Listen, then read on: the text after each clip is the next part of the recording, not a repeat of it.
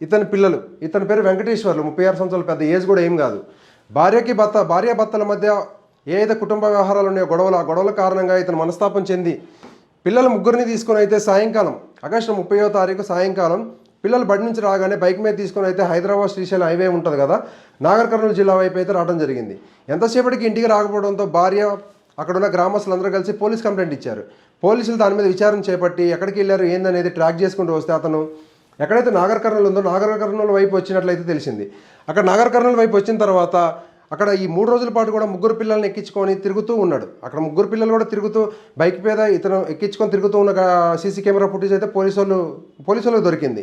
దాని మీద ట్రాక్ చేసుకుంటూ ముందరికి వెళ్తుంటే ఒక టోల్ గేట్ దగ్గర 2 పిల్లలు అదృశ్యమయ్యారు. కానీ ఒక పెద్ద పాప ఎవరైతే ఉన్నదో తను ఈ వెంకటేశ్వర్లు ఇద్దరు కలిసి ఇక్కడైతే ముగ్గురు ఉన్నారు. కానీ ఇది కాకుండా ఇంకొకటి ఉంది ఆ టోల్ గేట్ దగ్గర అయితే ఈ పిల్లలు లేరు. కేవలం ఈ వెంకటేశ్వర్లు ఎవరైతే ఉన్నారో ఇతను పెద్ద పాప ఇద్దరు మాత్రమే ఉన్నారు.